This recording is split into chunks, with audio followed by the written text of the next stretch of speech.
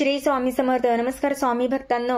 वास्तुशास्त्राबद्दलची माहिती दक्षिण दिशेची पार्ट 2 मध्ये काही माहिती बघितली. आता हा पार्ट 3 मध्ये राहिलेली माहिती बघणार आहोत.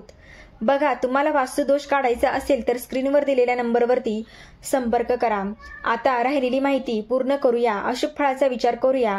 दक्षिण भागातील पावसाचे पाणी ईशान्य भागाकडे वाहण्याची सोय केल्यास घरात पैशाची आवक वाढते व धनसंचय होतो. ह्या उलट परिस्थिती म्हणजे दक्षिणेकडे जमिनीचे पाणी वाहत राहिल्यास पैशाची व्यय मंदावते व आरोग्य सुधारण्यासाठी पैशाचा लाभ होतो. दक्षिण भागात दगडगोटे, मातीचा ढिगारा, जेणेकरून इतर दिशापेक्षा ह्या भागात अवजड वस्तू व उंच भाग निर्माण झाल्यास शुभ फळ पदरात पडतात.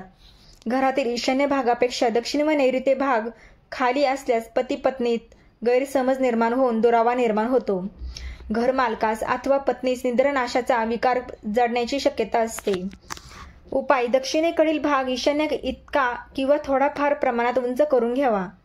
घराचे बांधकाम करण्यापूर्वी दक्षिण व पश्चिम या दिशाची कंपाऊंड वॉल आधी पूर्ण करून नंतरच घराच्या बांधकामास सुरुवात करावी. दक्षिण कंपाऊंड वॉलची उंची उत्तर व पूर्व दिशेकडील कंपाऊंड वॉलपेक्षा नेहमी उंच असावी, अन्यथा या कंपाऊंड वॉलचे फायदे पदरात पडणार नाहीत. मुलाची अभ्यासाची खोली दक्षिण भिंतीला लागून नसावी, त्यामुळे मुलाची अभ्यासात प्रगती होत नाही, स्मरणशक्ती क्षीण होण्याची शक्यता असते. तसेच या भिंतीला लागून पाहुण्यांची खोली नसावी, असल्यास पाहुणे त्रासदायक ठरण्याची शक्यता असते.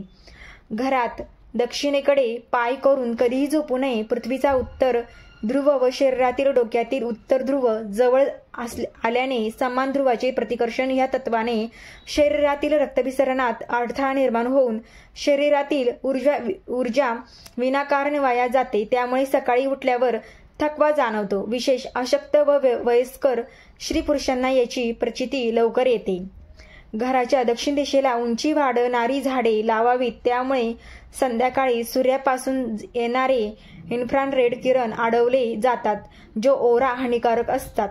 जुने घर पाडताना दक्षिण भागाकडील काम आधी हाती घेऊ नये.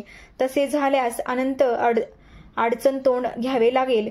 त्यासाठी घर पाडण्याचे काम ईशान्येकडून नैऋत्येकडे या पद्धतीने करावेत. घराजवळील आपल्या मालकीची वाहन, मोटार, सायकल, कार, डॉक्टर इत्यादी दक्षिणेकडे तोंड करून उभी करू नयेत. फल सतत नादुरुस्त होत असतात किंवा अपघात घडत असतात. उपाय: नेहमी पूर्व किंवा उत्तर दिशेकडे तोंड करून उभी करावीत.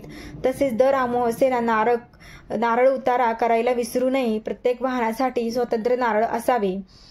कारखान्यात मालक, कामगार याची तोंडे दक्षिणेकडे नसावीत. शक्यतो पूर्व किंवा उत्तर तर उत्तम फळे प्राप्त होतात. तथापि कारखान्यात स्त्रियांची तोंडे दक्षिणेकडे झाली तर चालतात. दक्षिणमुखी व्यवसायामध्ये सराफी दुकान, गॅरेज, ऑइल शॉप, हार्डवेअर ह्या प्रकारचे व्यवसाय चांगले चालताना आढळतील. कारण या दिशेचा ग्रहाधिपती मंगळ असून तो जातीने सोनार आहे, त्यामुळे सराफाचे व्यवसाय चांगले चालतात. तसेच मंगळ भूमिपुत्र असल्याने खनिज वस्तूंची दुकाने सुद्धा व्यवस्थित चालताना दिसतात. तथापि यांना सुद्धा काही पथ्ये पाळावी लागतात, अन्यथा काही काळानंतर यांना सुद्धा क्षीणतेचा त्रास संभवतो. उपाय मात्र लिहून समजण्यासारखे नाहीत, त्याला तज्ज्ञांचा सल्ला घेणे उचित होईल. सर्वसाधारणपणे दक्षिण दिशेबद्दल वरील विवेचन पुरेसे आहेत. धन्यवाद. श्री स्वामी समर्थ.